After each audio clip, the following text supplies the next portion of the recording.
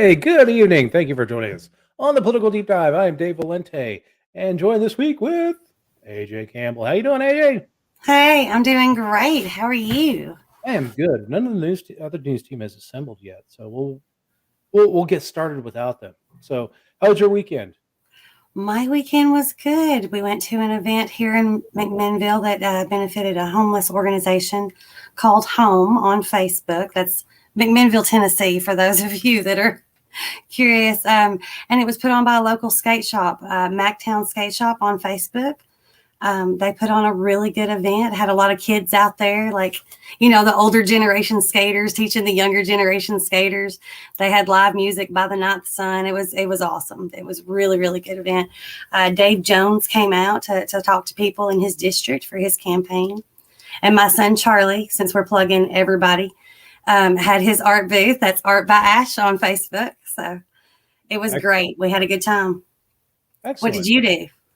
I did not much. I watched a lot of hockey, but did do date night last night. So went up to Hagerstown. It wasn't a fancy date by any stretch of the imagination. We did Western Sizzling, which I was, when we first moved here, I was kind of shocked that there was actually a Western Sizzling still in operation. But we went there and had a nice dinner, and then went to this place called Crumpy's. And if you've ever been to Hagerstown, Maryland, Crumpy's is kind of a local institution. It's a donut shop, but it's only open between the hours of 7 p.m. and 11 p.m.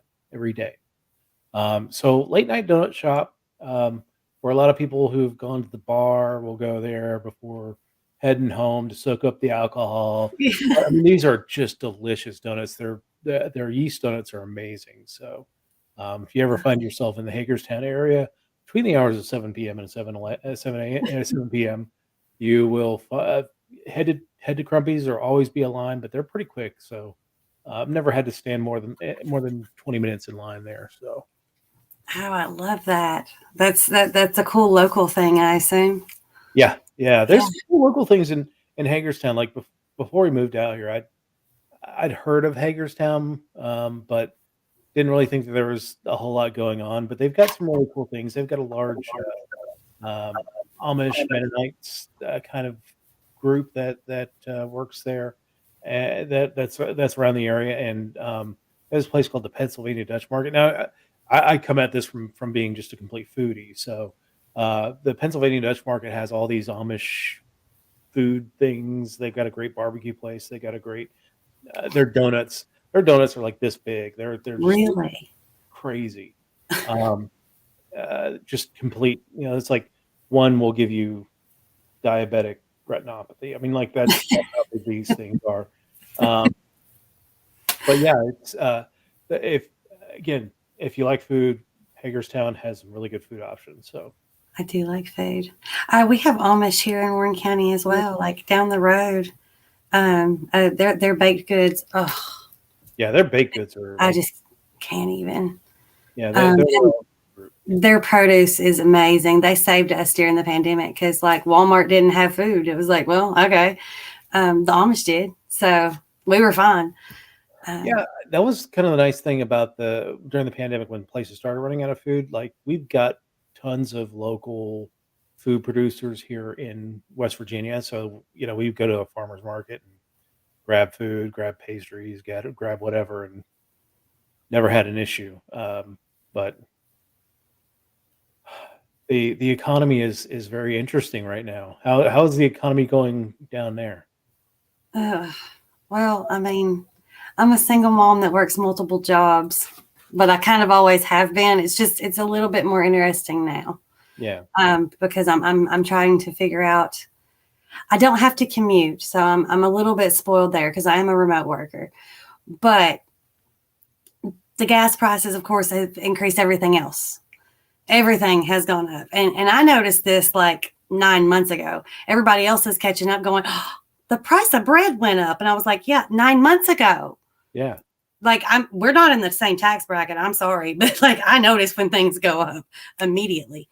Yeah. So it's getting interesting to the point where we're really having to budget a whole lot better.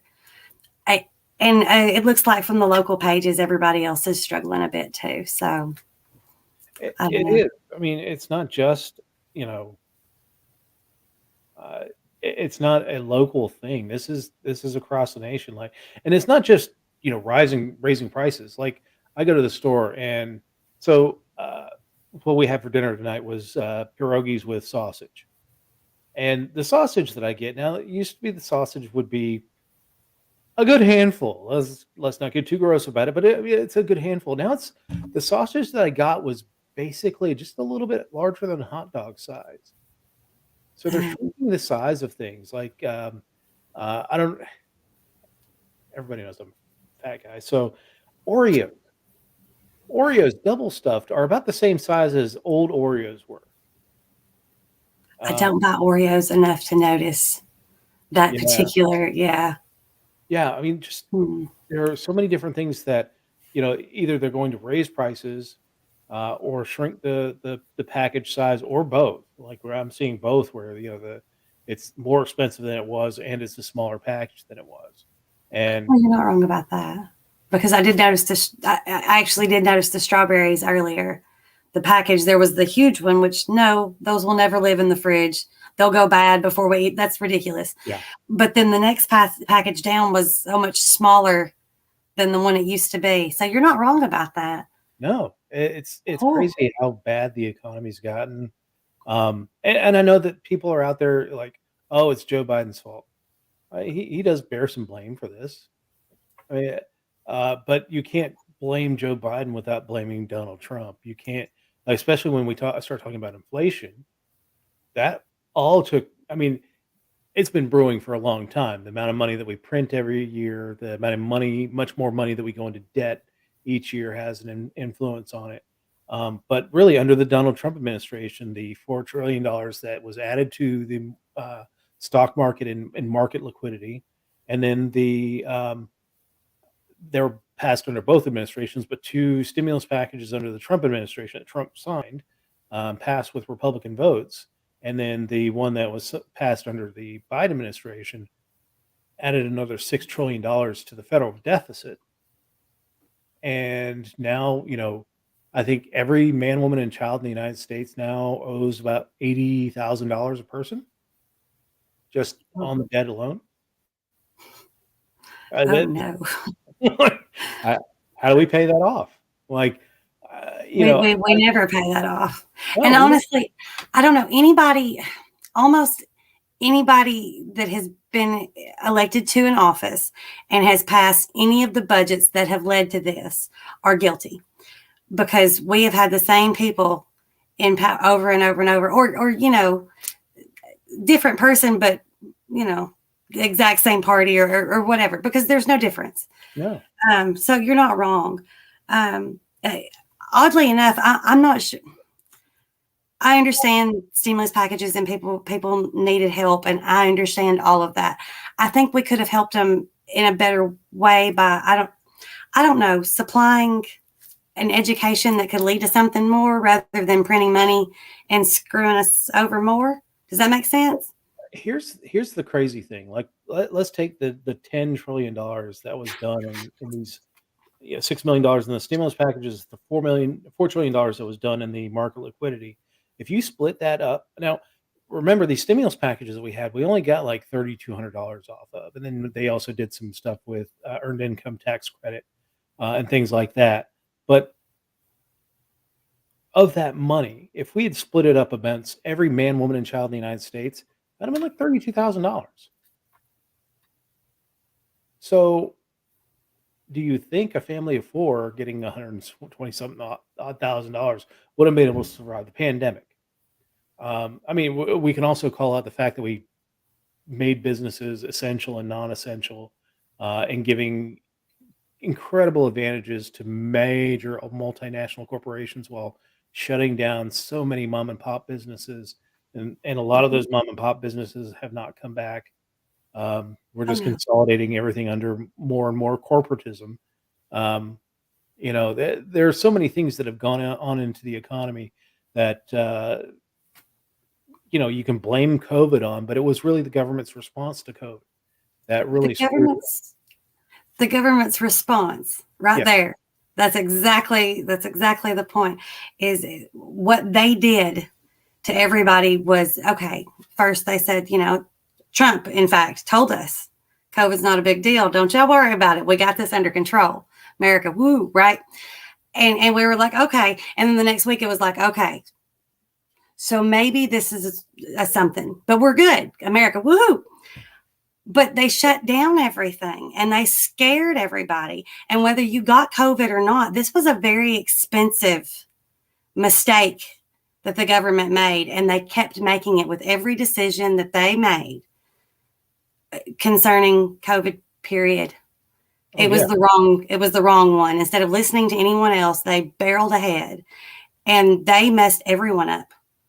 From the very top down, honestly. Yeah, I think one of the things that is going to be interesting going forward is people who are studying crisis management. This will be a case study that'll feed people for years because everything from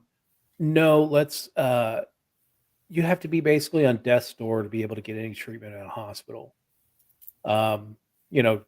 Killing non-essential services, making a lot of preventative medicine into an elective thing where people didn't get treatment at the hospital. They couldn't get treatment at the hospital. From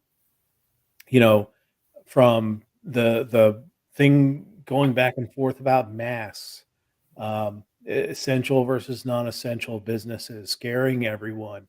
It went from I'm not taking that vaccine that the Trump administration created to you take that you take that vaccine that the Trump administration made, or we're going to make sure you're fired and put into destitution and you're a pariah in your neighborhood.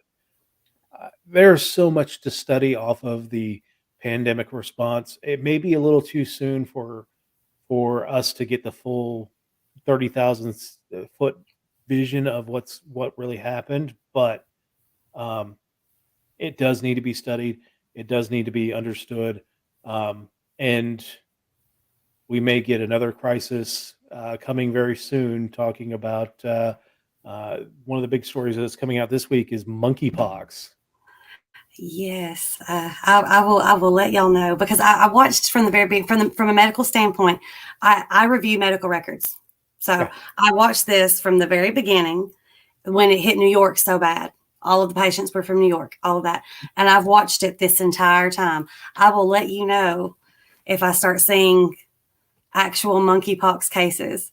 But the government tells us it'll be okay. They've never said it would be okay before and it not be okay, right? We don't have anything to worry about. The government says it's fine. Well, the monkeypox thing, and we were going to talk about this later, but we'll go ahead and talk about it now. Monkeypox is an interesting thing. They've tied it back to a large festival, I think on Mallorca in Spain. So monkeypox is very hard to spread. It's basically very intimate contact, maybe sex, but if you come into contact with the sores that are generated off of monkeypox, it can spread that way. But skin to skin contact, and if you're at a beachside festival, you're probably gonna have a little. You're gonna rub up on people when you're dancing and stuff. Yeah. I mean that's a thing. Yeah. So I don't anticipate going into any large beach festivals and dancing up against strangers. So I think I'm okay on this one. I'm not going to worry too much about monkeypox, but I'm afraid that they're going to use this as another excuse to really screw with us. Oh yeah. Well, they're losing control. We're running our mouths too much now, and we're like, okay, so what have y'all been telling us for 2 years? Like, I'm confused. You're completely contradicting everything you say every 6 weeks. You're contradicting yourself at this point because that's been about the rules of up and down over and over. Now, granted, I'm in very red Tennessee, so I didn't see as many masked folks as the rest of the country did at all.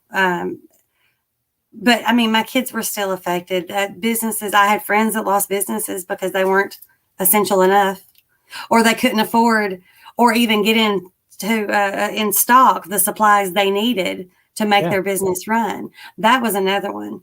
When we started having empty shelves where they couldn't get the stuff in, that was a warning sign that nobody really paid attention to. Oh, that and the whole PPP thing, like they were like, okay, well, we'll get businesses the relief they need. Well, the problem is that money got all scooped up by corporations who had lawyers who could fill out those forms, those government forms, and get them in there. And they had lobbyists and people who could make sure that the right, that it got in front of the right person so that the money got dispersed to them quickly. And those coffers quickly ran out. Oh, Um, yes. and mom and pop businesses who don't have lawyers on retainer, who don't have I don't know if you've ever had to fill out a federal form, federal form. It's a nightmare. I deal with federal forms all the time. All the They're time. nightmares. They're awful. And if you're not lawyered up, there's a good chance that you're not going to do it right at the first time. And so mom and pop businesses were, if they got anything, it was a pittance compared to what these massive multinational corporations were getting, even though those massive multinational corporations were deemed essential and were operating all during the pandemic, making record profits. But our mom and pop businesses were just going under one by one. It was incredible. Now, I'm in deeply red West Virginia, as red as you can get. But going into DC, because I go into DC once a week now, it's really kind of a study in two worlds. Like, I stopped wearing a mask in West Virginia probably around this time last year. Like the stores started opening up because spring and going into summer, people were like, okay, you don't have to mask to go in the stores anymore. Really I mean, people do mask still going into the stores. I don't do it. Most people in the area don't do it. But going into DC is kind of like you go into DC and you're walking around outside without a mask. People look at you like you're an asshole. It is the strangest thing. It's like there's 80 miles difference between where I live in Washington, DC, and it's a world apart when it comes to how people view this pandemic. And to me, I'm like, it's going to be very hard for me to ever get back into a mask. Okay, I will say that I have worn masks like to Walgreens. If the parking lot is full, that means there's a bunch of freaking sick people in there.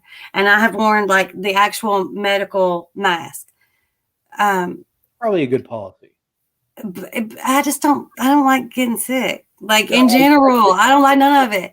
I am, and I'm a nurse and I overthink it. It's just the whole thing. So no, I will wear a mask in there if it's like crowded. But I haven't really worn one in a minute. When we were doing the Unity tour with Dave, I was kind of thankful because it was cold.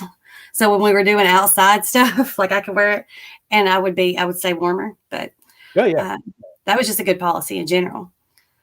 It was cold that year.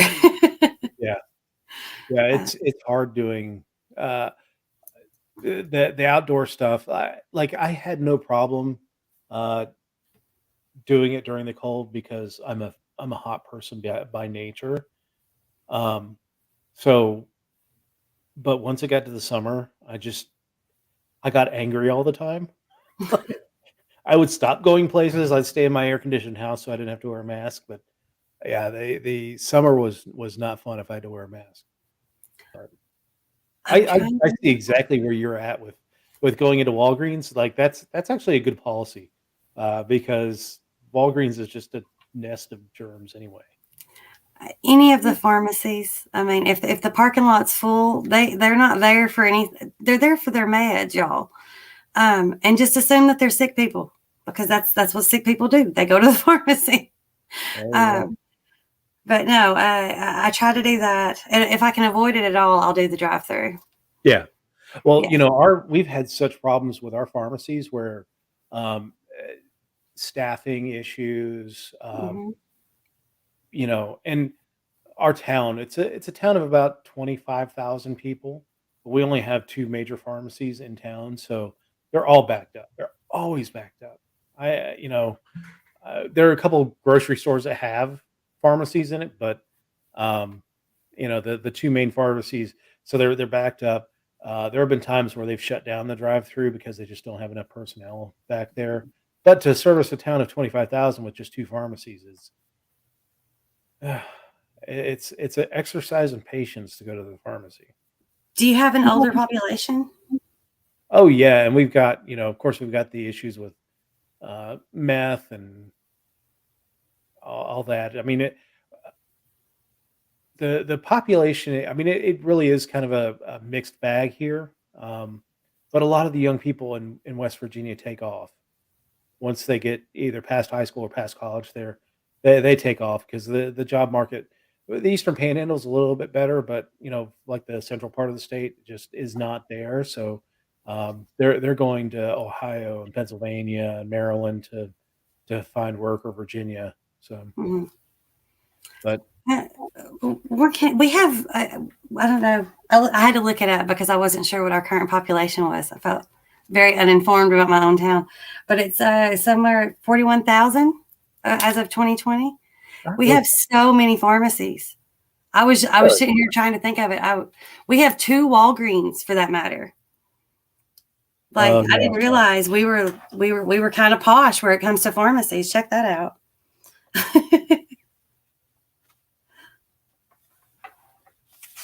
Let me see. What does it say? Because we're rapidly growing.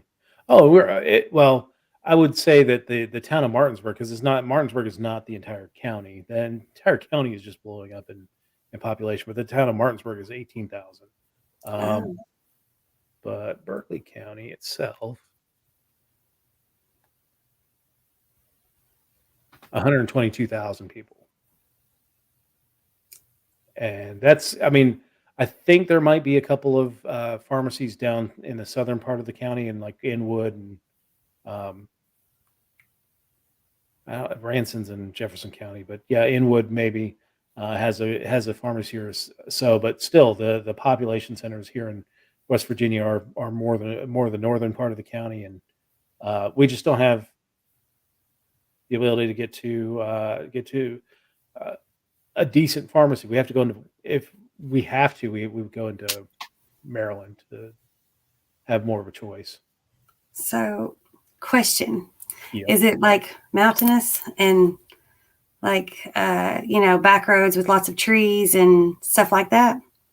Well, I mean, we've got a major interstate rolling right through the heart of the county, I-81. But there in Martinsburg, it's kind of halfway in the county. So from the Virginia border to the Maryland border, it's only 25 miles. So you can be in 3 states. Actually, you can be in 4 states in an hour. You can go from Virginia border all the way up to the Pennsylvania border within an hour, probably about 45 minutes. But yeah, it's a mix. I mean, you do have a lot of rural areas in the county, but it's a rapidly growing county because of when COVID started. Even before that, it started being a bedroom community for the DC area. So we've got a lot of federal employees out here. A lot of DC folks that are coming out here for cheap land, cheap property. That's why I'm out here. So that's why you're there.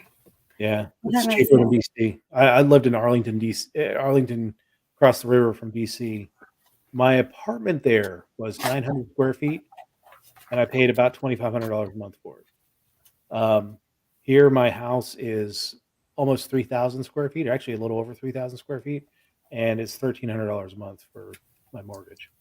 Wow. That is why I'm here. So how far is your commute? Oh, that we don't talk about that. Yeah, the commute itself is 2.5 hours each way.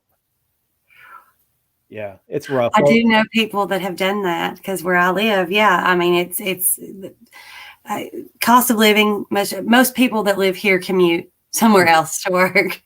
There's a few factories and whatnot, but the majority of people, they go out of town to work. So I get the 2.5 hours.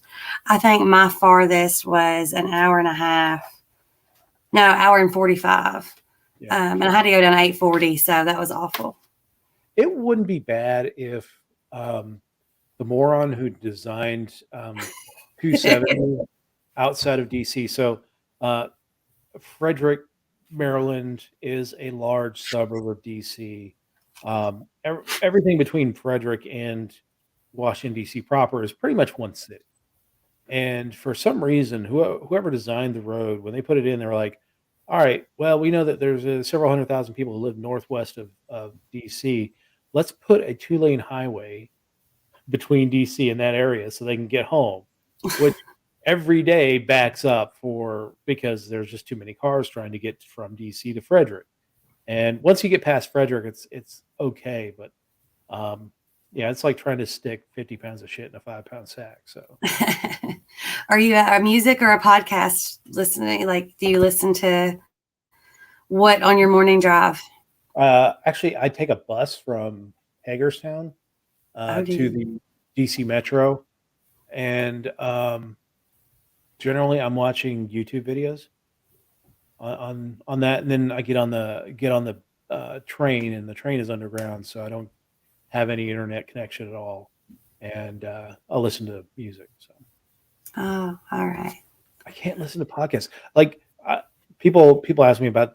I don't really watch this show all that often. Like I watched 2 or 3 episodes of it, and that's because I was replaying it for best of show, and that's the only time I really watched it. I watched the one with Tara a few times. That's Tara DeSisto, which was phenomenal. But yeah, I generally don't do podcasts. I only watch a couple. I would watch Okay. this one every now and then, but it comes on kind of late for me, which is funny now because I mean, You're but I that's how I'm doing this. So this Yeah, cool, and yeah. Muddy Waters, just about anything that comes on the Muddy Okay. Waters media. Spike and Um, I like those folks. They're nice. They're Yeah. funny. Yeah, they are. They have funny intros. And so loud when it starts actually blasting like the countdown, it freaks me and the kids out every time. So that's fun. Libby will watch with me for most part. All right. Well, let's do the quiz. How's that All sound? right. I don't like watch the news, so I'm sure this will be. Let's see what happens. Let me share. I haven't. Well, I've been watching the news this week. I haven't looked at CNN at all. So we shall find share screen. No, I Oh, try to read the news. I try to not watch a specific channel there it because is. it's a terrible idea. Yeah. All right. The 5 things, which is not 5 things, it's actually 10 questions of the news quiz. Let's sink down. Question number 1. After more than 50 years, a House panel this week held a highly anticipated open congressional hearing about a topic often shrouded in secrecy. What was the hearing about? The Loch Ness Monster, the moon landing, Bigfoot, or UFOs? I have no idea. I saw the news story on this one. I know. Well, then you have to answer. That's the rule, right? Yeah, it's Like, don't leave us hanging. it's UFOs. I'm not saying it's aliens, but it's aliens. I'm not saying it's aliens. Well, that would be fun. About damn time. I'm just saying. Yeah.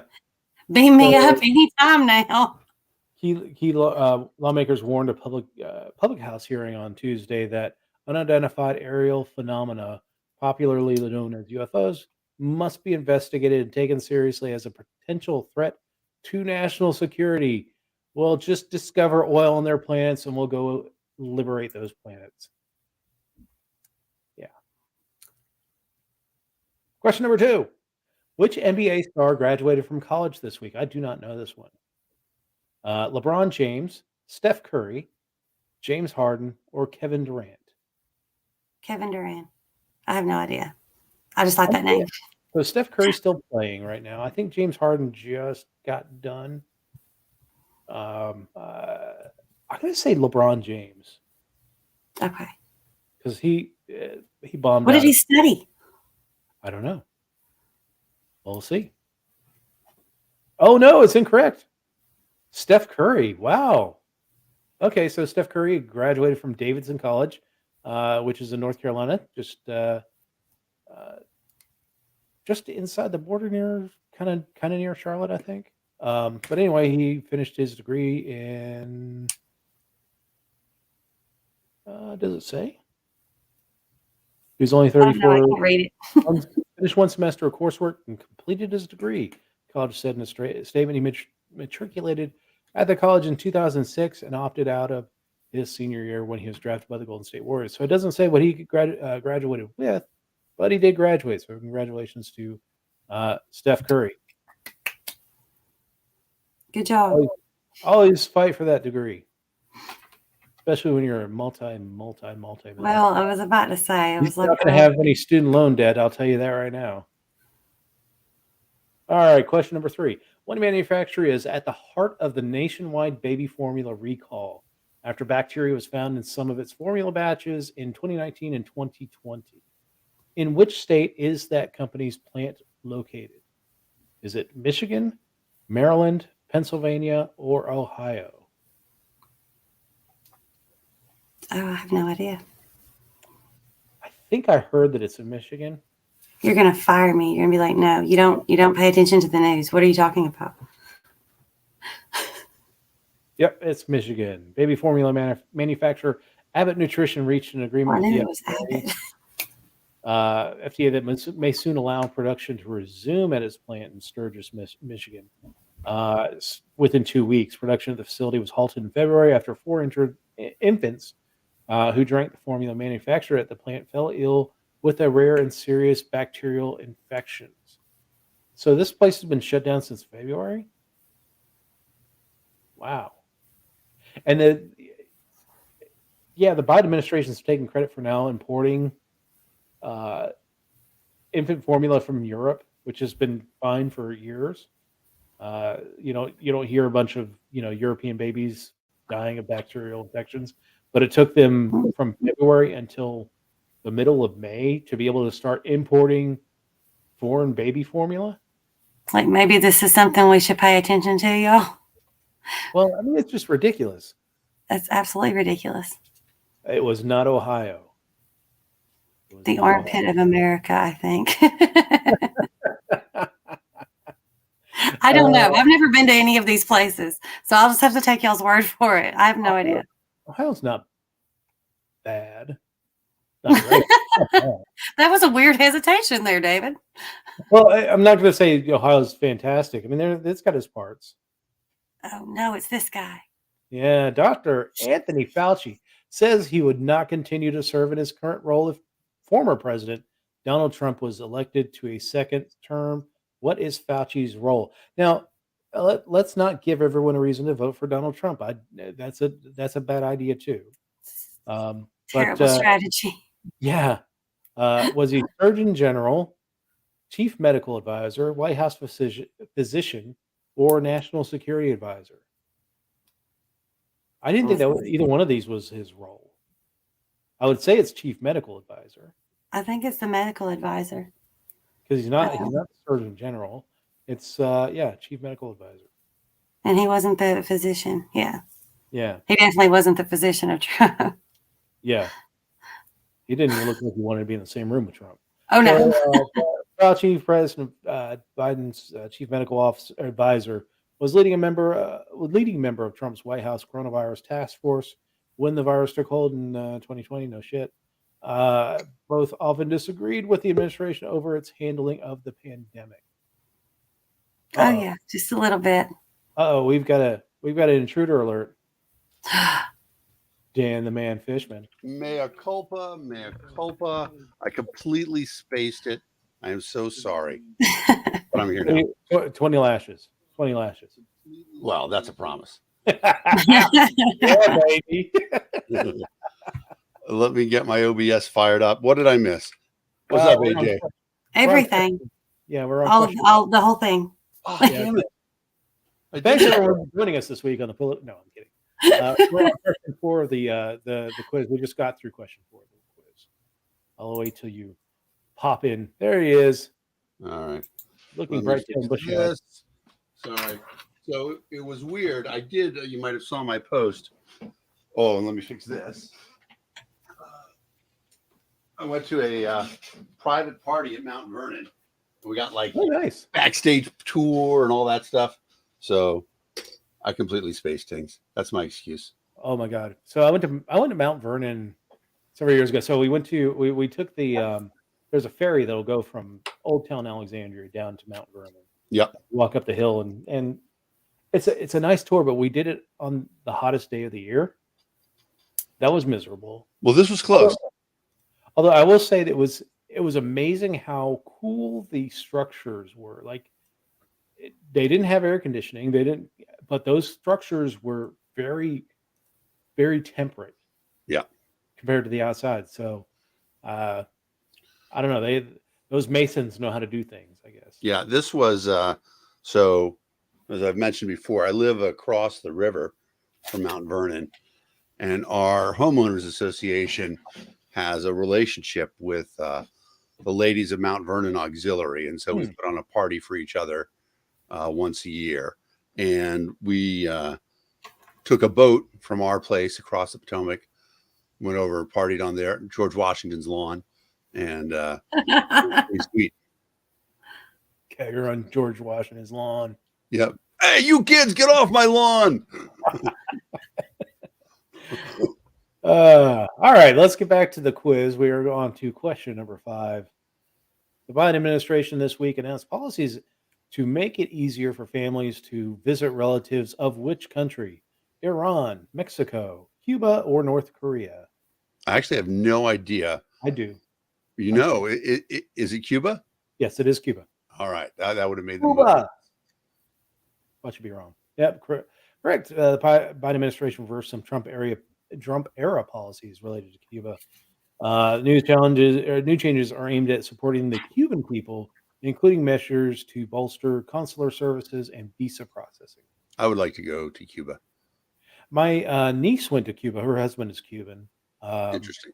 During right after the thaw with the Obama administration, before Trump came in and wrecked everything. It was on her honeymoon, but they went to Cuba. And it was all the pictures there were amazing. You know, just seeing all those old 1940s, 50s era cars still rolling on the road. Yep. If you want an old-fashioned car mechanic, that Cuba is probably going to be the leading source of those here pretty soon. Once that ever opens up. Yeah. Hiram Roth is still there. I just rewatched Godfathers 1, 2, and 3. Nice. And if you haven't been watching The Offer I think it's on Amazon, it's amazing. It's essentially the historical retelling of what they had to do to make the Godfather movie, and it's insane. That's crazy. I'll have to check it out. The Offer. Yeah, The Offer on Amazon. All right. 3 million. No. Let's see. Calf Canyon Hermit's Peak fire became the largest fire in New Mexico history. Approximately how many acres has it burned? 3,000, 30,000, 300,000, or 3 million? I will settle for 300,000, but I think it's like because it's enormous. Well, it is enormous, but it is 300,000. All right. Of course, you're following that because that's your old neck of the woods. That is, well, it's getting closer to my old neck of the woods. If it gets to 3 million, then it would be my old neck of the woods. I'm hoping it doesn't do that. I'll tell you, one of the weirdest things that I ever had was we were driving. It was my wife's first time in New Mexico. We went out to Portales, which is my old college town, and we were coming back. We took one of the shorter routes to get back, and apparently, like a week or so before, there was a massive prairie fire that had crossed over the road that we were driving, but for miles around, like hundreds of miles around, it was just blackened earth. So like you're driving in this really kind of weird hellscape through New Mexico, and it was just this massive prairie fire. The only thing that really did was make sure that New Mexico didn't have any tumbleweeds that year. But yeah, it was very interesting. It was surreal. Yeah, it's interesting too because people who don't know it won't think that there's a lot of trees in New Mexico. But there are areas, especially up in the mountains, oh yeah, heavily wooded. Yeah. So And of course, it's dry. I mean, 19 inches of rain a year. It will, and in some places, fewer than 10 inches of rain a year. Um, so it's not once these things hit. Although I will tell you that the most of the fires that happen in New Mexico are government made, prescribed burns that get out of control because they always do these in spring, and spring is the windiest time in New Mexico. So there's no way for them to control this stuff. If they did it at a different time of year, they probably have a better chance. But they always do these prescribed burns of the forest yeah. in spring, and the winds there are just out of control. And I haven't really dug too far into this fire to see if it was a prescribed burn or not, but just the timing of it kind of tells me that it probably was. You So the said the state- government is making a terrible decision and it's burning a bunch of stuff it shouldn't? I That's know, weird. it's shocking. So I know strange. it's shocking. Yeah, I mean, it doesn't happen all that often, but yeah. Question number 7. Mae Musk, the 74-year-old mother of billionaire Elon Musk, made headlines this week when she did what? Run a marathon, flew into space, become a swimsuit cover model, or crash her Tesla. I'm going to guess Model. cover model. I agree. Yep, she was an SI swimsuit cover model. So everyone raised the big stink about Jordan Peterson. Yumi Nu Yeah. being on the cover. Now, Sports Illustrated releases I think 6 different covers. Yep. So there were a couple models: Yumi Nu, Kim Kardashian, singer Ciara. There were 5 total. And so Mae Musk, who's 74 years old, rocking an incredible body at that age, really at any age when you think about it. So first of all, I want to put aside the bullshit that Sports Illustrated has multiple covers out of diversity. They do it because they all sell. It's clearly just marketing for them. Yes. Secondly, dude, it's time to move on from this on Sports Illustrated. Okay. People can publish magazines for whatever they want, but the idea that viewing women in swimsuits is sport, it just, no, it's got to go. Got to go. It does. I mean, I would feel more comfortable if this was like a Vogue or. Absolutely. Yeah. Absolutely. Listen, I can tell you that, I am of a generation that, we didn't have access to porn. So the Sears catalog, brassiere pages, that's my middle school years. I'm so glad you came now. This is amazing. That's just, that's where it was. And so I recognize it, but it was the Sears catalog. It wasn't Sports Illustrated. I mean, and now Sears is out of business for their sins. So I'm of an age where it was the wavy channel on cable. Yep. It was wavy. You're like, I see a boob. Exactly. Yeah, but it's just the whole thing about it, right? And I mean, there's a million. Not even a million. There's so many sources out there of, if you want to look at women, if you want to look at men, if you want to see naked bodies, if you want to see sexual acts, all that stuff, plenty things out there. Let's not say though, because this is the thing that I don't like about it, is that we're acting like it's a sport. Okay. It's not. It's just not. I mean, it's fashion. I actually like the bodies issue that they do. Yeah, it's naked, although it's much more tasteful. They don't really show anything. It's just kind of side profiles and things like that. But it's really celebrating the bodies of athletes. Well, and they did one with husbands and wives who are all athletes. And I thought that was actually a really good episode. I think they did Noma and Mia Hamm. Yeah, they did the Ertzes. Eagles. Yeah, the Ertzes. Yeah. Yep. Julie and Zach. And a few others. There's like a volleyball couple and stuff like that. Okay. I'll give you that. But shout out for Wavy Skinamax.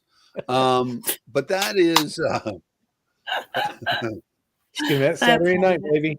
yeah, exactly. But that's, that is different. For me, it's different than this.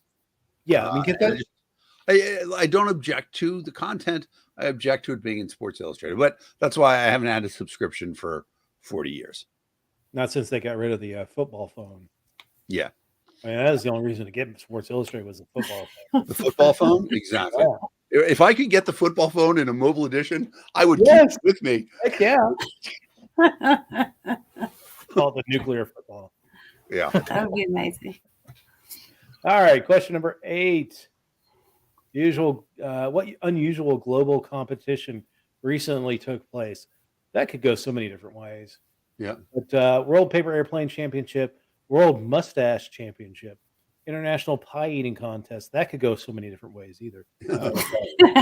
And the International Toe Wrestling Tournament, which also could go many ways. But which one is your guess? I have no idea, but I don't think pie eating or paper airplanes are unusual. So Yeah. I'm going to say I gotta go with toe wrestling. All right. wrestling. I'll go with toe wrestling. AJ. I like the mustache All right. because they get very creative with the mustaches. No doubt. All right. What do you think? Toes or mustaches? Mustache. Go mustache. Excuse me. Mustache. Oh no! I don't know why y'all listen to me Airplane ever. champion. Oh, that's crazy. That's the Really? That's a Red Bull. That's one. not that weird. No, it's not. Exactly. I don't think it's unusual. We either. did that in elementary Even school. Yeah, even if those guys are all hopped up on Red Bull, Right. it's not that. Like, yeah, you made it play. Well, even my Red kids Bull. did that. Red Bull has so much money for things like this. It's astonishing to me. They have a stunt air flying team, Oh yeah, and they just finished 1-2 today in the Spanish Grand Prix in Barcelona. So it's not shocking to me, although I don't get the adrenaline rush. it's all I mean, how many soccer teams they own? How many? Yep. Yeah, I mean, they're just so much money in sports drinks. It's insane. Yeah. Or whatever you would call those energy drinks. Question number 9: in which country did the United States reopen its embassy this week? This one's silly. Yeah, this one's easy. Yeah. It is Ukraine. Yeah, so in a show of support of the Ukrainian government, the United States reopened its embassy in Kiev.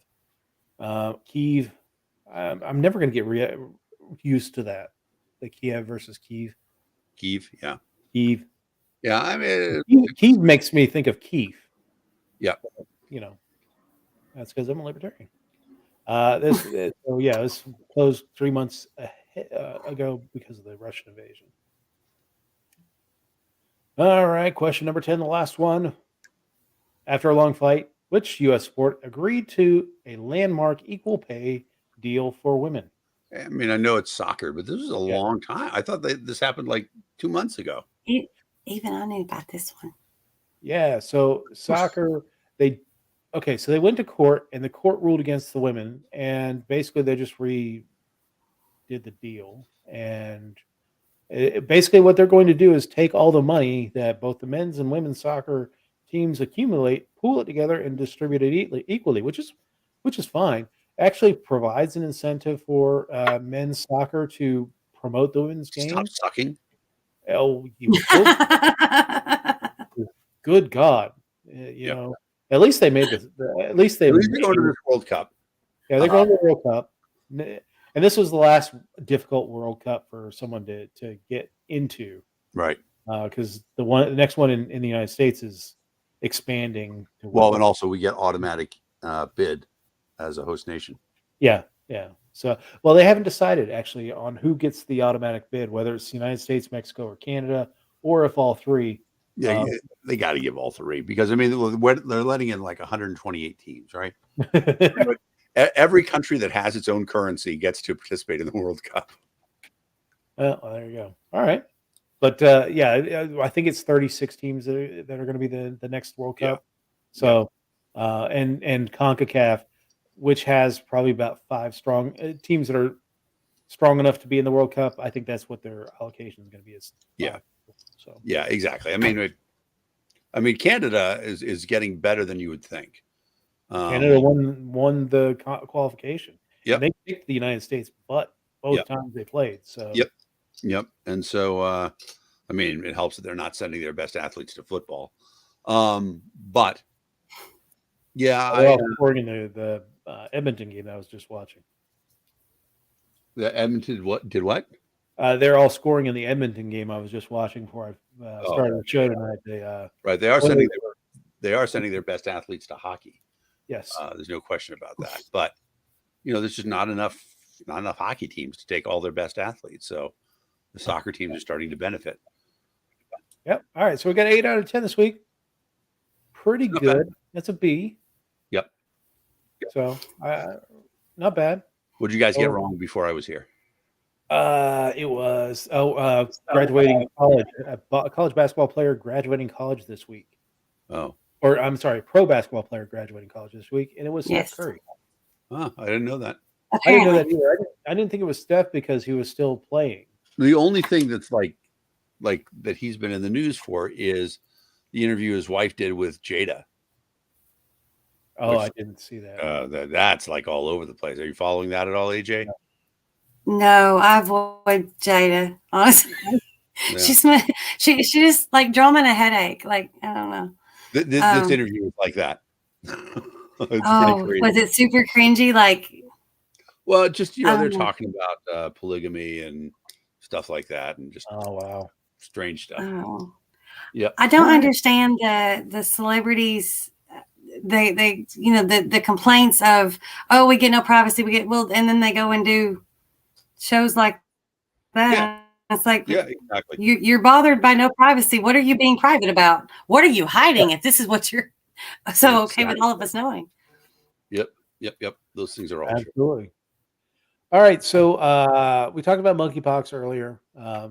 Just don't go to any big music festivals. I think that's where you're going to be on a beach, sand, rubbing up against people. Yeah, it's physical contact to be transmitted. So is it sand in particular, or does any dirt matter? Well, I would say anything that's abrasive that could open up the sores. I think that's where you want to be. That's where we're at. Okay, just checking, make sure I got the guidelines right on this one. In the news this week, George Bush had the greatest cell phone this week. You got to play it. Yep, here we go. Oh, I got to share it. And this was fantastic. Oh, it was absolute phenomenal. Oops, that's not it.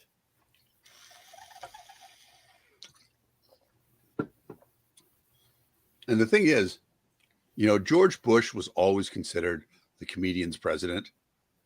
Yeah. Just wonderful things like this. In contrast, Russian elections are rigged. Political opponents are imprisoned or otherwise eliminated from participating in the electoral process. The result is an absence of checks and balances in Russia and the decision of one man to launch a wholly unjustified and brutal invasion of Iraq. I mean,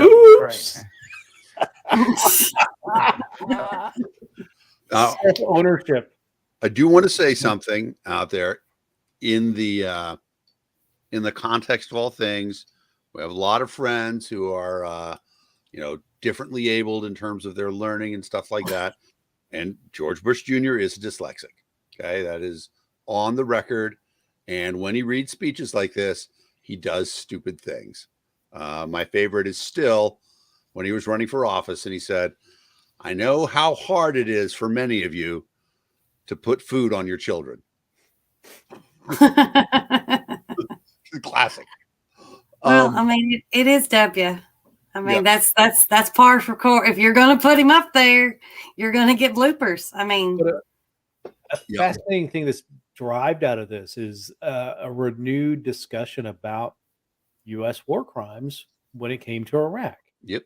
Several news outlets have had the discussion this week of, in fact, the like places like Al Jazeera and in the Middle East have really had that discussion this week of should George Bush stand trial for war crimes on the same lines of what happened with the Ukrainians now. Do, do we hold Bush to the same standard that we're going to hold Vladimir Putin eventually? I mean, look, we shouldn't have invaded Iraq, but the situations are not the same. I mean, there was, a UN order beforehand that you could say it was bullshit and all that stuff. Yeah. But Saddam Hussein was not complying with it. They barred inspectors from coming into their country. They barred inspectors who were looking for weapons of mass destruction. Now, I don't think Iraq ever had weapons of mass destruction. I think, again, it's all bullshit. But the argument is, I mean, there is a defense argument there to be made that because they had this UN order and they're supposed to be enforced, that essentially, the guy saying, oh, this guy is, doing this crazy shit and he could destroy the world. I don't believe any of that.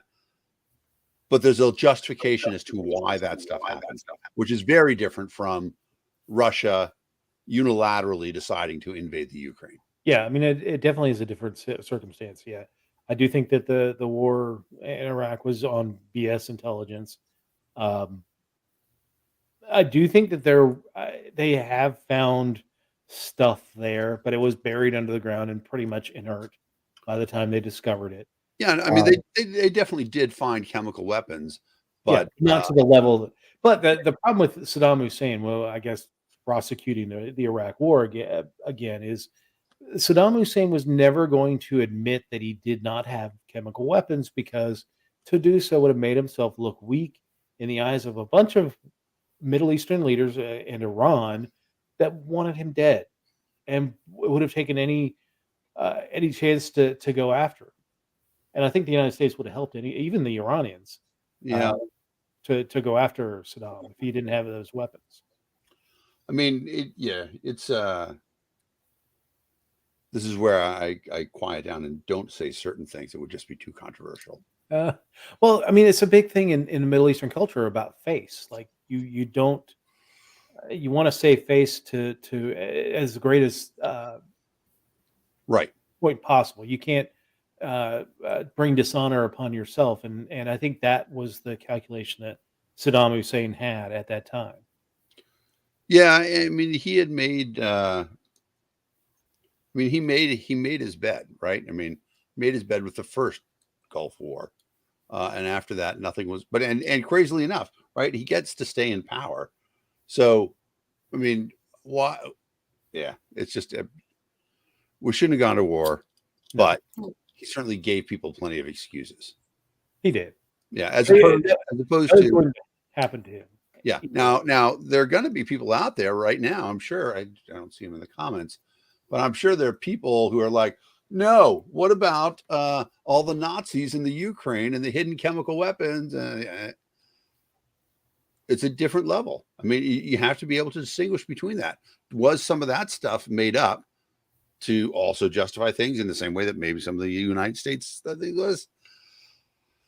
I mean, I see what they're saying, but it's just not the same to me. It's not the same level of credibility, because Ukraine had never invaded another country, and Iraq had. Yeah. I mean, Ukraine was not a threat to its neighbors, no matter how much Vladimir Putin was trying, or Alexander Lukashenko are trying to postulate that Ukraine could have wiped out the Russian army. Although at this point, as much Russian army has been lost. There are two article headlines. One starting at the beginning of the war is, "Will Russia invade?" Now one from Forbes saying, "Will the Ukrainian army invade into Russia?" Like, wow, that's a turnaround right there. Yeah, I mean, all this time they've been talking about various false flag stuff that Russia was supposed to do, and I mean, it has been amazing how good American intelligence has been on a lot of this stuff. We say, oh, Putin's planning on, declaring war on May 9th, or, he's planning on invading. He's planning on setting up this fake attack by the Ukrainians to justify a thing. And so the U.S. has called all this stuff out.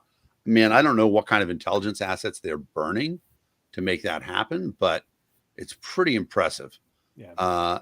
That being said, I think that, you know,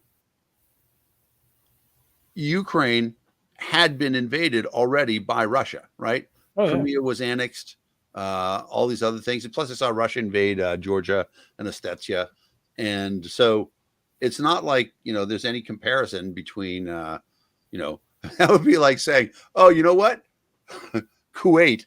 We're worried about Kuwait invading everybody else in the Middle East after all their stuff was taken away. So, yeah, it is an interesting question. Can Americans be tried for war crimes? And that's a sensitive nature. But we know that Americans have committed war crimes, Oh, and yeah. we know that in many cases, many of them have been punished. Many of Not them all. have been punished. Fallujah, yeah. Yep. Miley. Is that what you said? Yeah. Fallujah, Abu Ghraib. Yep. They faced domestic punishment. We haven't signed any of the international treaties to go before the International Criminal Court. So Right. And so it's tough. And the reason why I think that we're afraid, I don't want to say afraid, why we're unwilling to submit to the idea of international justice, because that comes up all the time, is that we know that democracy is broken. And so if there's a case in point where the world gets to vote on whether or not America is guilty of something, well, we're going to lose, right? Yeah. I mean, we see it all the time in the UN when we have votes that, you know, either have to be vetoed or something like that. Call it whatever you want whatever you want. It's interesting that the United States at that level acknowledges that democracy doesn't work, but then we still try to do all sorts of bullshit and justify shit by electing people and saying, oh, they get to be in charge because they won an election. So Yes. I don't think that I understand the idea that the United States says we're not going to be sovereign to the will of the world. I approve of that because as a libertarian, I'm not going to be subject to the sovereignty of other people. I don't care how many of them there are. I'm going to do my own shit. Yep. Now, I'm going to listen to people. I'm going to try to be a reasonable citizen, stuff like that. But I am not going to say, you know what? If everybody else says there's a new farm that's opened up the road from me and they sell raw milk, and I'm going to get some. I'm going to drink it. I don't care how illegal it is. It's my decision as an adult. And, you know, if somebody says it's illegal, I'm going to go up there and buy it on the black market just because I want to do what I want to do. So I'm not going to accept the sovereignty of other people. On the other hand, you know, there's clearly a point in time at which it becomes apparent to lots of people that somebody is a criminal. They have broken the law, and then they have to be punished. And then, you know, a coalition of the willing must punish the wicked. Coalition of the willing. Yep. All right. Also in the news this week, Australia is getting a new leader. Labor, baby. Yeah, Tony Albanese is the new prime minister. Well, prime minister designee of Australia. The Labor Party barely got to 76 seats in the Australian lower house, which is the bare minimum to form a new government. Singularly, there was talk that they might have to form a coalition government, but they are going to be able to form their own government with 76 seats. And Tony Albanese will be the first Labor prime minister in like a decade. A long time. Yeah. And it's interesting because, you know, the Labor Party in the UK and Australia is much further left than the Democratic Party in the United States. Oh, yeah. They look at the Democrats, and it's funny, you know, we talk about the Democrats being left wing, but I mean, you're finally starting to see a little bit because you see some progressives running in the United States. Yep. Those are left wing people, right? Nancy Pelosi, right? I mean, she's as right wing as you know, Ronald Reagan was. Same thing, you know. Chuck Schumer is a Republican from 20 years ago, maybe 40 years ago. Well, he's a old Rockefeller style Republican. You know, the old, yeah, exactly. And so, you know, that's not. It's going to be interesting to see what will happen in a country like Australia, which has had a populist conservative leader for quite a while. But even in those spaces, right, had pretty draconian COVID restrictions and stuff like that. So what's going to happen when an even more authoritarian government comes into play in Australia? I don't know. Yeah, that'll Put be another mask on the Bobby, mate. Yeah, because they really have just in the last, I want to say about a month, have really eased a lot of their restrictions in Australia. Yeah. Who knows if they? It's hard to get the genie back in the bottle once it's escaped, though. Yep. Oh, You yeah. know, Oh, I mean, nobody's going back to hardcore lockdowns. no. There's just no will for that in the world. And it's interesting to look at, the history of we can't say the Spanish flu, but whatever you want to call what happened in 1918, right? It didn't get fixed. People just got tired of talking about it. And that was it. And we went on. And now, we deal with the flu the way the flu is. But there was a great article in the Atlantic that said, COVID isn't really like the flu. It's like smoking. And if you look at it, there's no comparison, right? Smoking killed 400,000 Americans last year. COVID wishes it killed 400,000 Americans. But smoking is absolutely a completely avoidable thing. And, people make their decision. Not everybody dies from smoking. They don't. Lots of people smoke for years. And I say this all the time. People who have seen me around, you will hear me cough every now and then. I have a smoking-related illness that haunts me, even though I quit smoking April 27th, 2001. That was after 13 years of smoking a pack a day. So kids, don't smoke. I didn't develop this illness until 3 years after I quit smoking. So you don't know how long it's going to take. But, COVID's like that. There are plenty of people who smoke cigarettes and had no consequences at any point in time in their life. Whether they quit later or something like that. But, a lot of people who had a lot of consequences that could have been avoided. COVID's going to be like that. There's a lot of people who are going to get COVID and not have any consequences or not any significant consequences or anything like that. But I think my mom would have survived COVID. My mom, she ended up dying of COPD back in 2013. I'm sorry. Right at the end of 2013.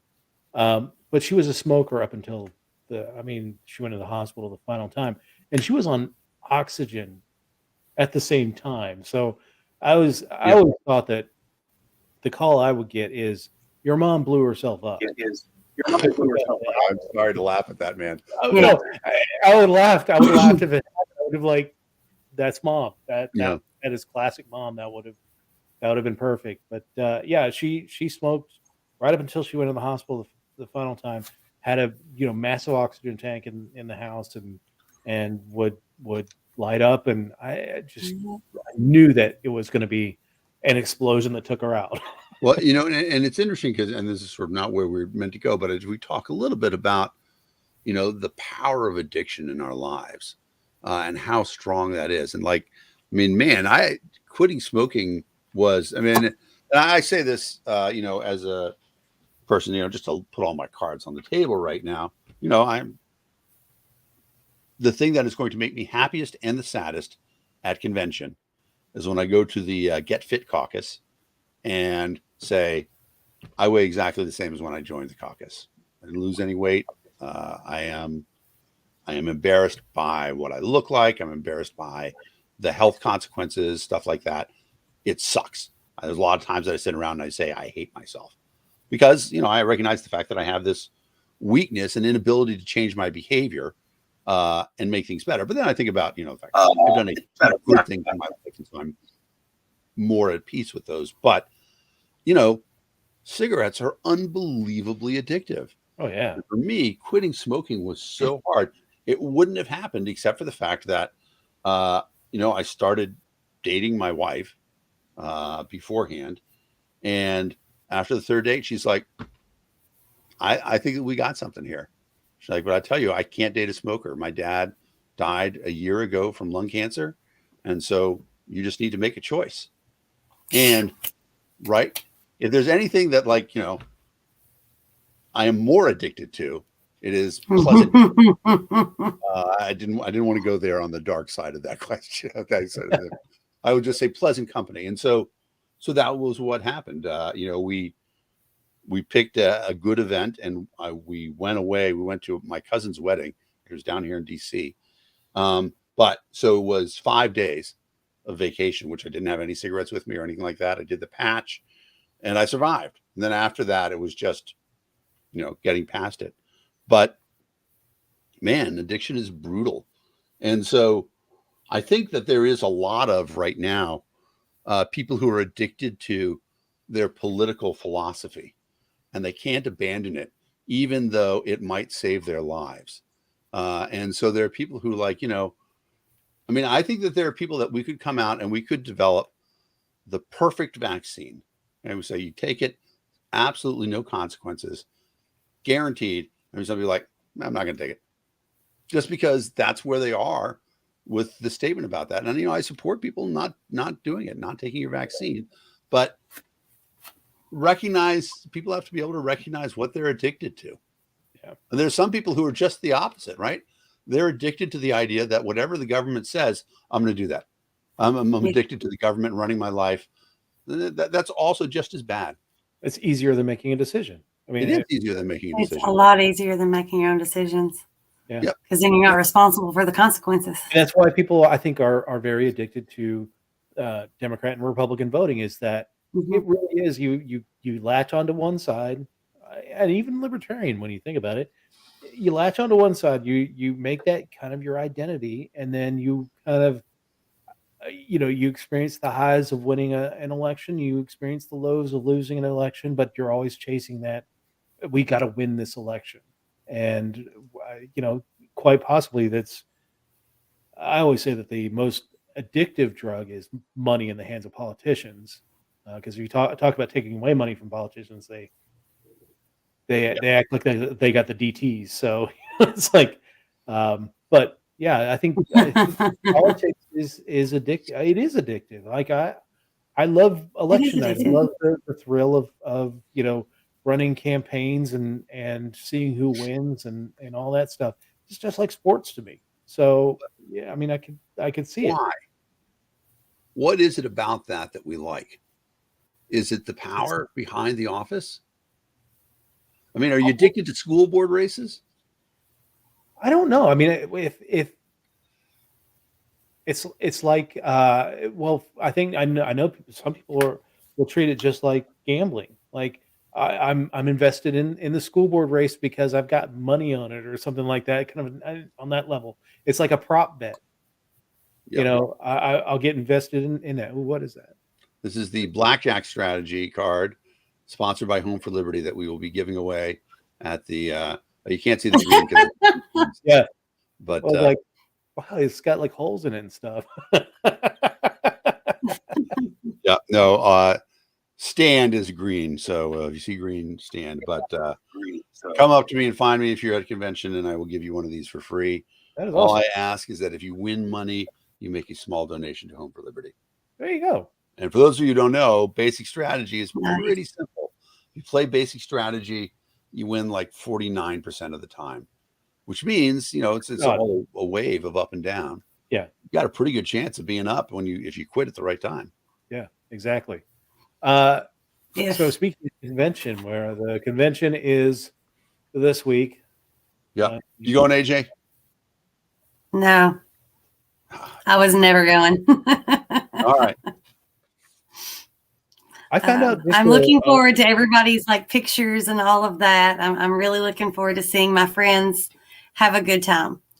I'm trying to decide if I want to go to the gala or not. I have a tuxedo. Do you have a mask? AJ's seen me in my tuxedo. I'm not wearing a mask. Fuck that. You are nice in your tuxedo. Thank you. I'm blushing now. Yeah, that's the thing about it. The mask thing is just stupid to me. No, I meant like a masquerade mask. Yeah, no, I don't get it. Well, I wear glasses, so I can't ever do those things. So also glasses, and we're going to be eating. It was a sit-down dinner. The whole mask next to your face the whole time. Yeah. Yeah, I just I don't know. And then the other thing about it is that I don't know that I want to give $150 to the party based on what's going to happen. I mean, we're going to know real quick how things are Like going. Friday morning, right? Yep. So Okay. we'll see. But the nice thing about it is there's a big casino there.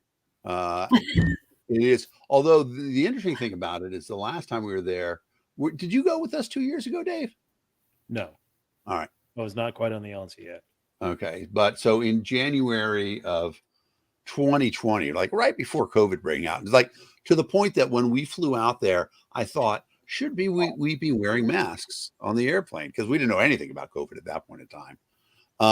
But we didn't. So it is not a smoke-free casino.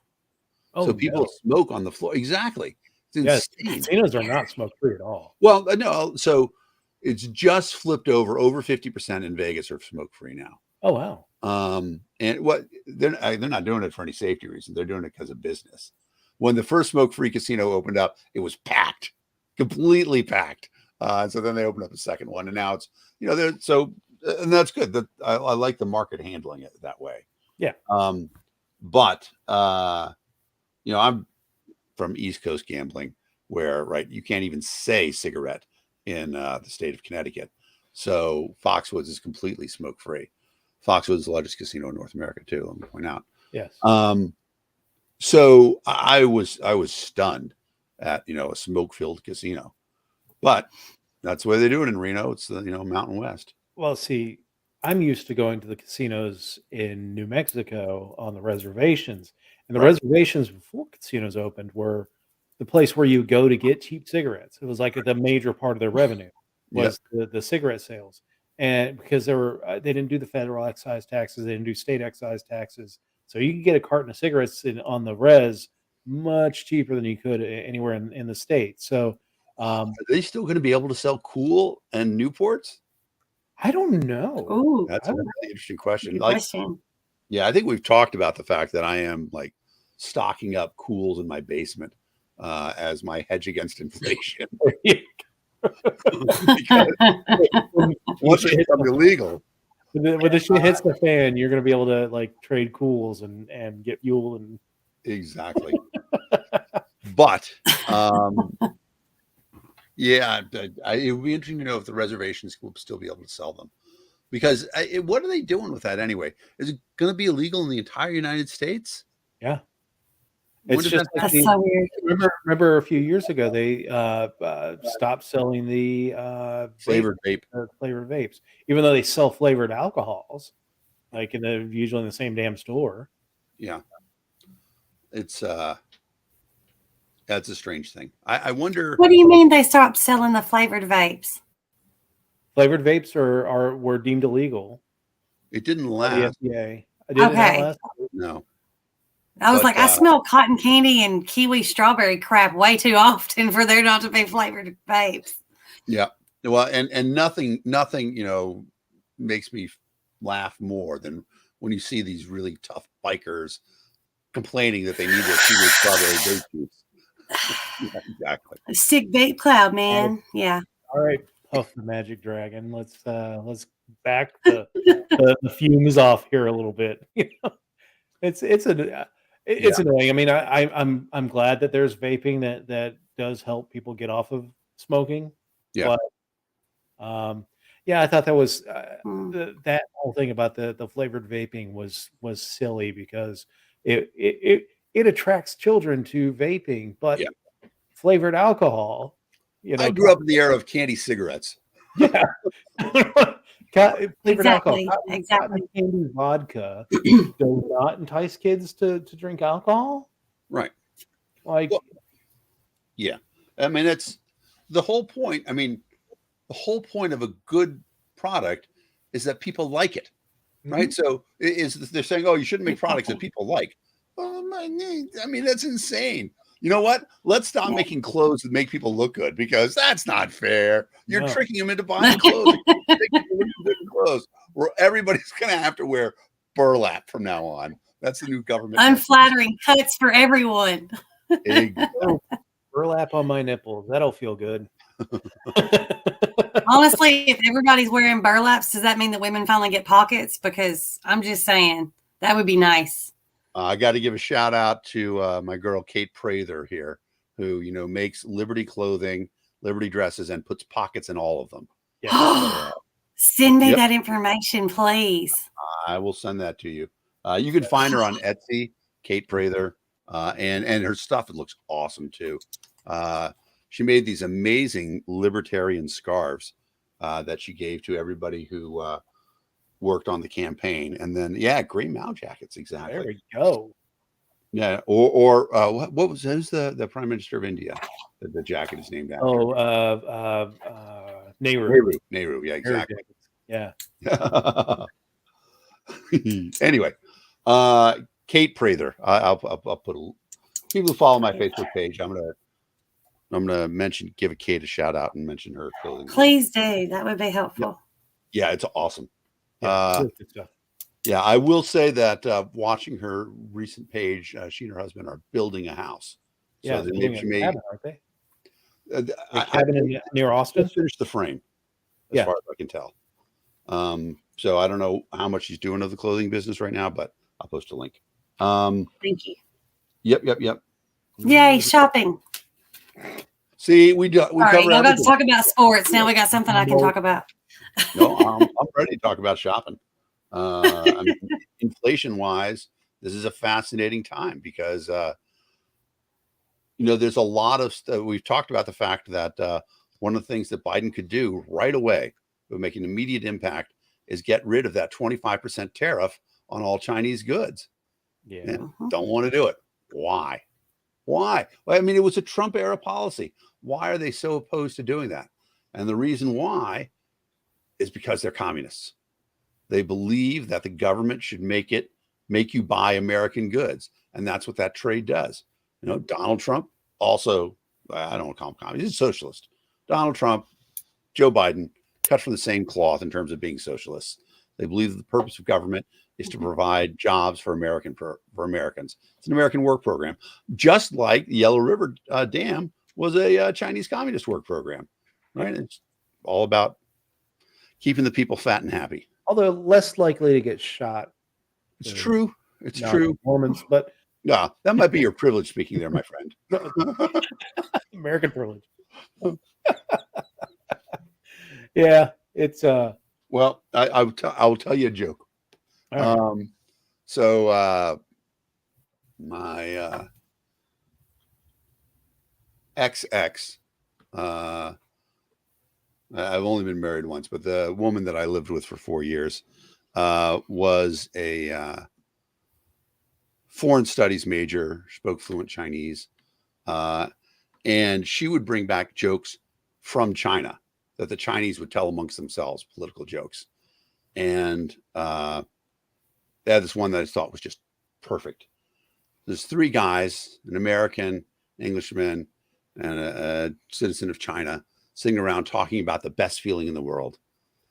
And the Englishman says, for me, the best feeling in the world is when I come home and it's my perfectly scaped garden out in front of me, a spot of tea, and just a drop of sugar, and the sun starts setting. That's the best feeling in the world. American says, well, for me, the best feeling in the world is when I sit down in a restaurant and there's a steak cooked to perfection, covered in onion rings and some French fries on the side. That's the best feeling in the world. And Chinese guy says, well, for me, the best feeling is when I'm asleep in bed in my night and the police kick open the door and they grab me and they say, Mr. Wong, you are under arrest. Like, why is that the best feeling in the world? Like, Mr. Wong is my neighbor.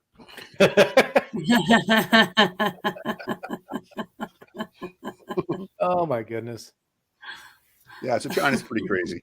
Yeah, it is, and it's getting crazier. Everything's getting crazier. So, what are your thoughts on the? I mean, there's no way that this is not a Mises sweep at the convention.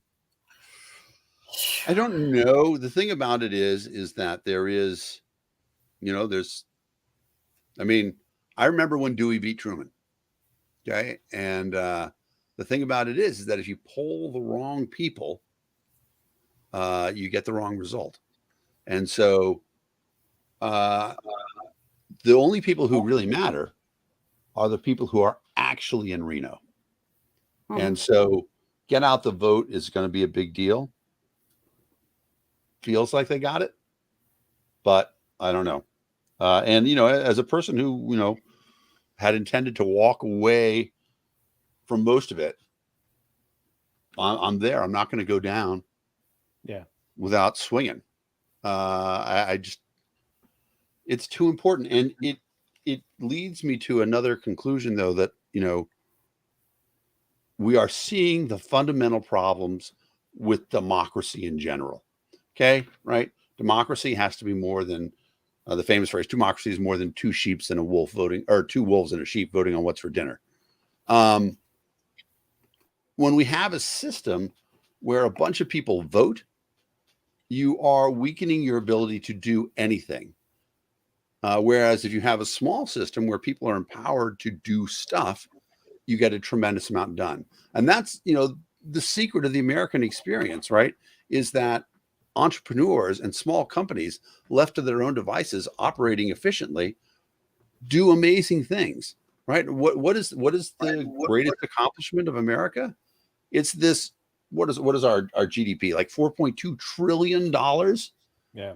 And we're what, a tenth of the world's population, and half of its GDP or a third of its GDP. It's insane because we don't have all this bureaucracy getting in the way. We work towards being as efficient as possible in doing stuff.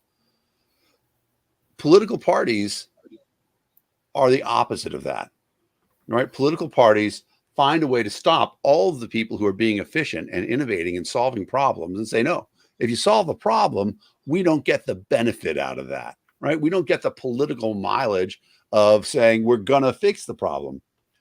Chris Rock has a great thing about this where he talks about, he's like, pharmaceutical companies, they don't cure anything anymore, right? They are kicking their ass that they cured, that they cured polio. They're like, what were we thinking? It was a terrible disease. Why did we possibly cure that? What we should have done is make it like diabetes, where you got to buy medicine every month, something like that. He's like, AIDS, we did that just right. Politicians are like that too. They don't want to fix anything, right? They want to have a solution that requires constant government intervention. And in fact, they leverage the existence of problems to justify their excesses in power. So if there's not a problem going on, if everything's running perfectly, government and politicians are going to find a way to create a problem so that then they can solve it. Harry Brown has a great quote. It's like, only government has the nerve to say that you should thank them for your free health care when they broke your legs in the first place. Yeah. That's where we are. We just gotta, and so the Libertarian Party has suffered that consequence, right? We're in this place where people should be doing all of these things on their own, but they're not, because we conditioned ourselves to think only the party can lead us in these paths. Now, the thing is, we have some great examples of local organizations doing it. So my friend and AJ's over here, over there for me. Anyway, but thank you for the guys who are operating for All Tennessee, right? They're doing a great job of recognizing their local thing, not spending any time caring about what a committee thinks, but doing their own stuff and having, making improvements. You look at some of the great states, right, that are doing stuff, Texas, Indiana, right? It's not the party that's doing things. It's individuals who are inspired to do things, building great teams around them. And then the party's job is to say, you know what? We can do fundraising better than you because we're out there talking to everybody. And so even people who might not love you, we can get a donation from them and then do our best to help you along as a candidate. And that's a good thing to happen. Okay, that's what the party should be doing, backing candidates and worrying about ballot access. But all the other stuff that the party's kind of got mired in, there's so much money in, like, there's a scandal that one of the candidates who's running for treasurer got a kickback for promoting Tom Woods to be a speaker at the convention. Yeah. Right? How appropriate is that? The answer is not at all. But you might get reelected as secretary, which is just crazy, right? I mean, that's we say, oh, we want to achieve parity with Republicans and Democrats. Well, congratulations, we've done it that way. We are now getting kickbacks. Yeah, that's awful. And you know, my prediction for the next board is they're going to reinstate the that affiliate program that was going for a while. Yeah, We're going to have much more generous terms to the podcasting class that are going to promote and get bigger kickbacks from the party to do it.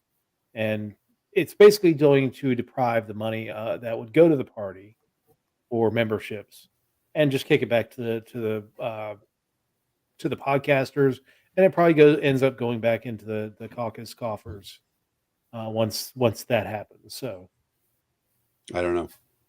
it's frustrating, but Well, but there's a lot of opportunities out there for other things. tell us about People for Liberty, what you guys are All doing. right, well, I'll tell you Tell us about what you're doing at the convention first. All right. So, I mean, at the convention, I'm doing a little bit of bylaws committee and stuff like that. But I'm going to announce it here first. So we are launching Homeforliberty.org. All right. So it's not 100% ready, but it is live. So if you go to Liberty.org, exactly, it's up. You guys don't sign in yet. I'm going to have coupons for you guys so that you can get free accounts. We're giving away in the next week, we're going to give away $150 worth of memberships to everybody. Everybody that I like.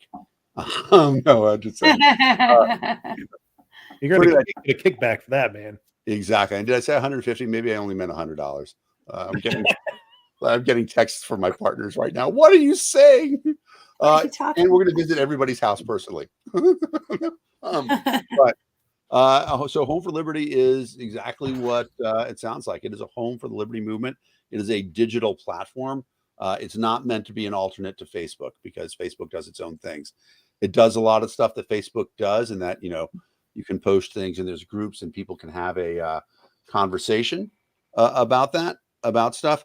But we also have a directory in there. Oh, that's awesome, John. Thank you. We also have a directory in there for businesses.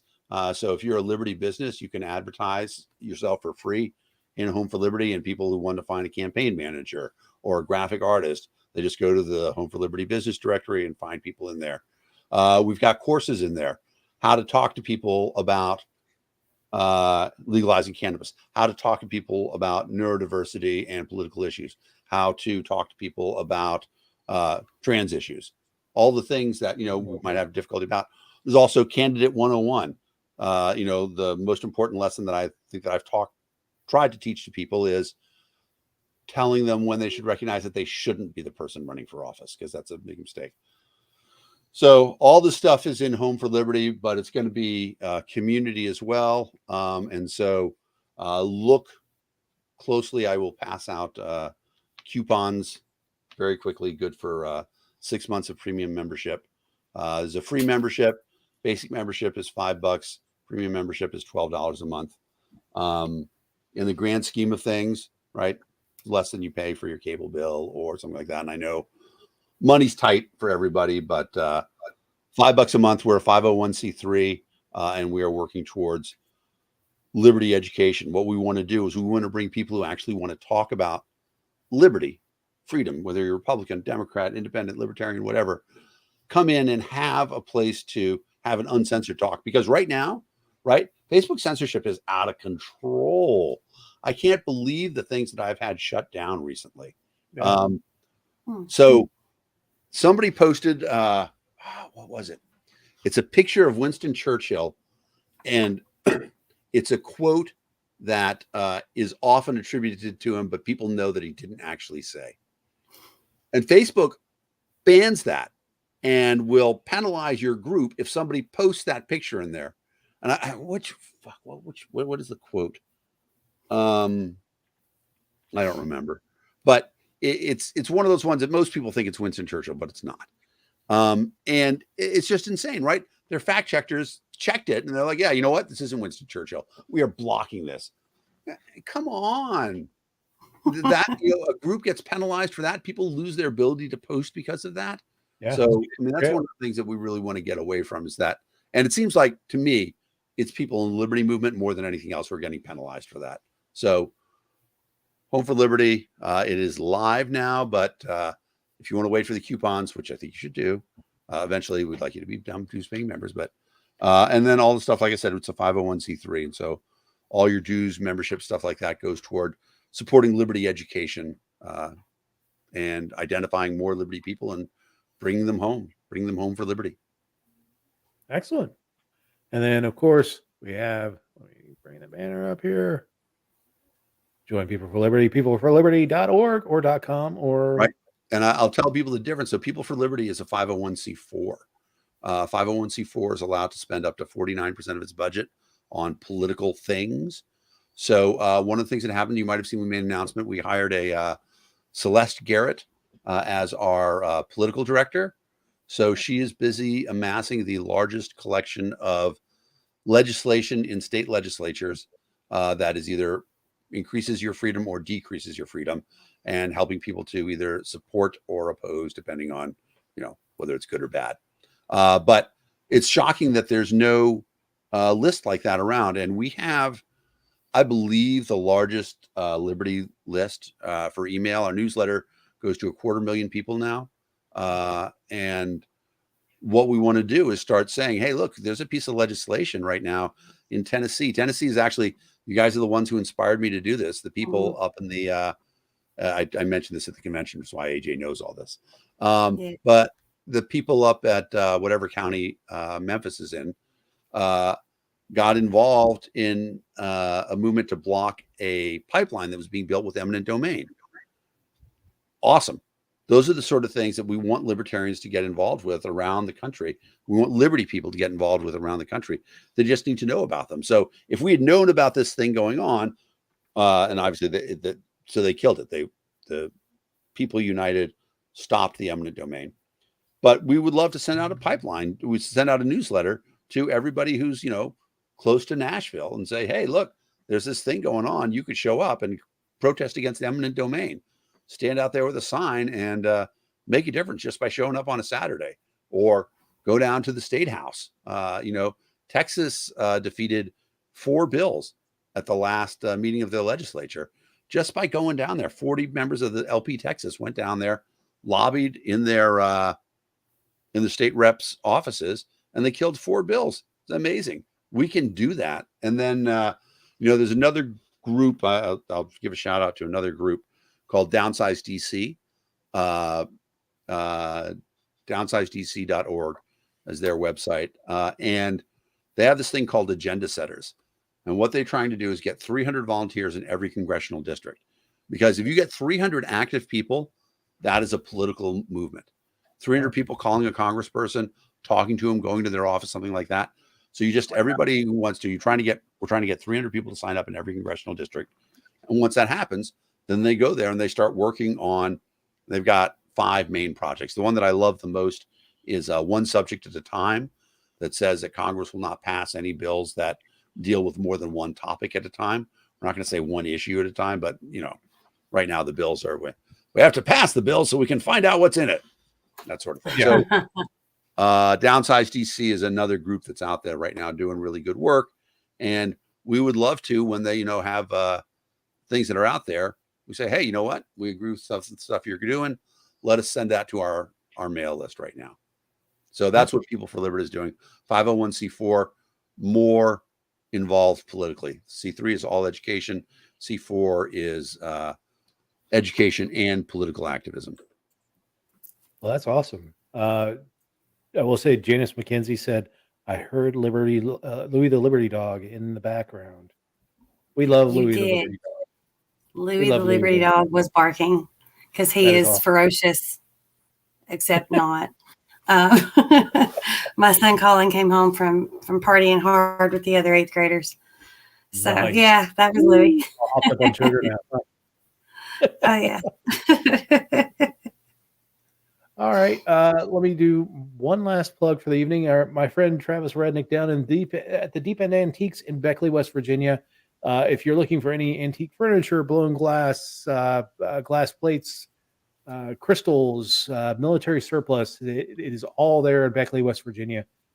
Go to the Facebook page, facebook.com/the Deep End Antiques, which is all one word, and get directions and all that stuff. It is in beautiful Beckley, West Virginia, and worth the drive. So anyway, I think that's it for the week. Dan, have fun in Reno. Have fun. Don't crap out.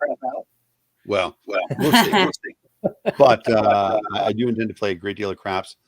I won't be able to make it next Sunday. That's fine. I don't think we're going to do a show next Sunday. I might hop on just to kind of give everyone a recap of what's going on in the convention and No, nothing will be done. past. I mean, if we're lucky, nothing will be done. Yeah. So I don't. At least my feelings with the election this year. Yeah, I'm not saying this as a diss to anybody that's running, but almost to me, it almost feels like the best thing that could happen is if every office was noted. I mean, I love Tyler Smith. Steve Dossbach's great. Tony DeRazio's great. Tim. I don't think Tyler's running for anything anymore. Oh, he's not. Okay. But Tim Hagen is phenomenal. There's no reason to get rid of Tim. I don't understand that.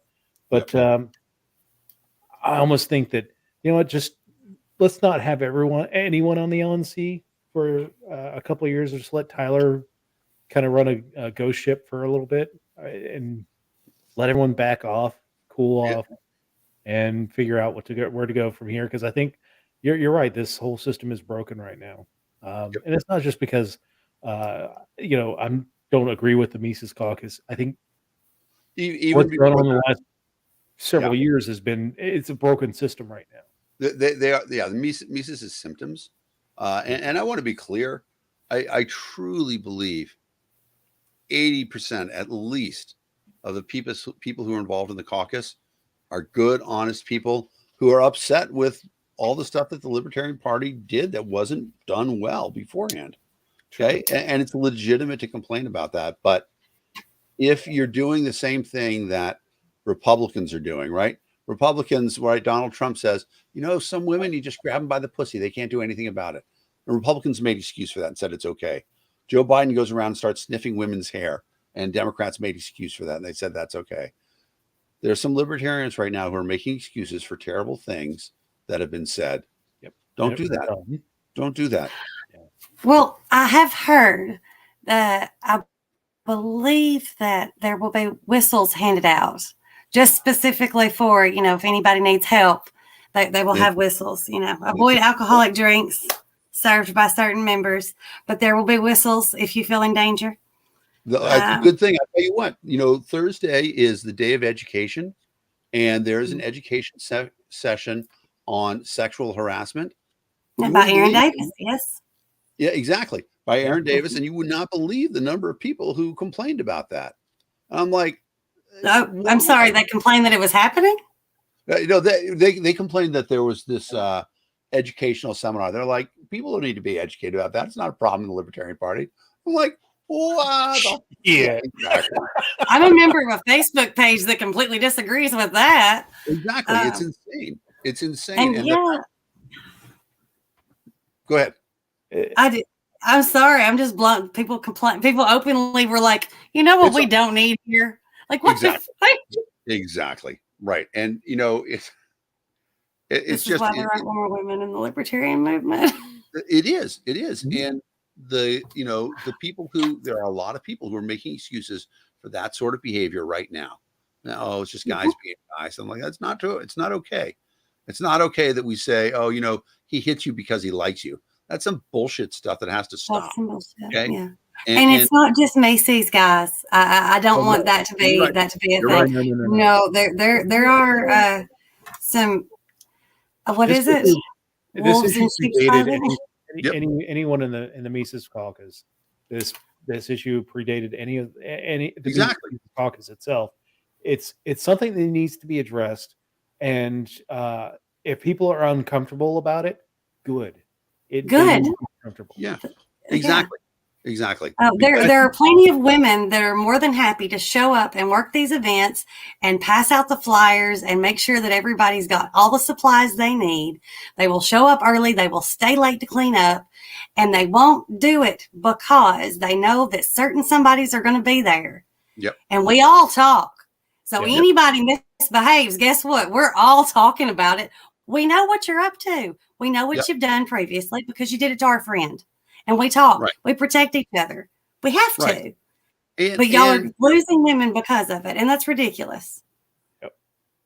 Sorry. I know. I think it's great. I actually think we're not going to do any better than that. We close on AJ's very strong statement on this. That's right. Well, Nice thanks job. everyone for joining us this week. I do know that they're passing out the little dipsticks for drinks, so to test drinks for any bad stuff in there. So be on the lookout for that if you're in Reno. But thanks everyone for joining us on the Political Deep Dive this week. I'll probably do a minor show about what's going on in Reno next week, but nothing too long. And then we'll be back for a full show in 2 weeks. So thanks everyone, and we will see everyone in 2 weeks. Bye, guys. Bye. Bye.